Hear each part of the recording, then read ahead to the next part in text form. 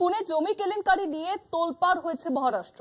উপমুখ্যমন্ত্রী অজিত পাওয়ারের ছেলে পার্থ পাওয়ারের নাম এফআইআর এ না থাকায় বিরোধীদের ক্ষোভ তুঙ্গে উঠেছে। 40 একর সরকারি জমি মাত্র 300 কোটিতে কেনা হয়েছে, যার বাজার মূল্য প্রায় 1800 কোটি টাকা। জমিটি ছিল দলিত ভূমিহীনদের জন্য বরাদ্দ। বিরোধীদের দাবি, সরকারের আসল লক্ষ্য কেলেঙ্কারি ধামাচাপা দেওয়া। কংগ্রেস নেতা রাহুল গান্ধী সরাসরি প্রধানমন্ত্রী নরেন্দ্র মোদীর নীরবতা নিয়ে প্রশ্ন তুলেছেন। মহারাষ্ট্রের রাজনীতিতে বড় বিতর্ক দানা বেঁধেছে পুনে জমি কেলেঙ্কারি। রাজ্য পুলিশের এফআইআর এ নাম রয়েছে কয়েকজনের, কিন্তু উপমুখ্যমন্ত্রী অজিত পাওয়ারের ছেলে অর্থাৎ পার্থ পাওয়ারের নাম বাদ গেছে।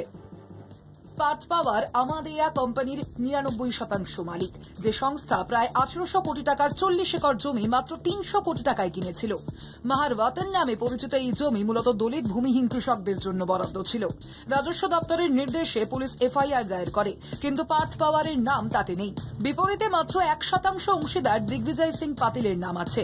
রাজস্ব মন্ত্রী চন্দ্রশেখর বাওয়ানকুলে জানান, নথিতে যার নাম ছিল তার বিরুদ্ধেই মামলা হয়েছে। তদন্তে যদি পার্থ পাওয়ারের নাম আসে তবে তাকেও এফআইআর এ অন্তর্ভুক্ত করা হবে। বিরোধীরা অভিযোগ করেছেন, মুখ্যমন্ত্রী দেবেন্দ্র ফডনবিসের সরকার অজিত পাওয়ারের পরিবারকে বাঁচানোর চেষ্টা করছে। কংগ্রেস নেতা বিজয় ওয়াদেত্তিওয়ার বলেন, প্রকৃত মালিক পার্থ পাওয়ার, দিগ্বিজয় সিং পাতিল শুধু পাওয়ার অফ অ্যাটর্নি পেয়ে লেনদেন করেছেন। চাপে পড়ে অজিত পাওয়ার ঘোষণা করেন যে বিতর্কিত জমি চুক্তি বাতিল করা হয়েছে এবং নথিও জমা পড়েছে। পার্থ পাওয়ারও রাজস্ব দপ্তরে জমি বিক্রির চুক্তি বাতিলের কাগজ জমা দিয়েছেন। রাহুল গান্ধী এক্সে লিখেছেন, 1800 কোটি টাকার দলিতদের জন্য নির্ধারিত সরকারি জমি 300 কোটিতে বিক্রি করা হয়েছে। এটা জমি চুরি আর মোদিজি চুপ। তিনি বলেন, ভোট চুরি আর জমি চুরি।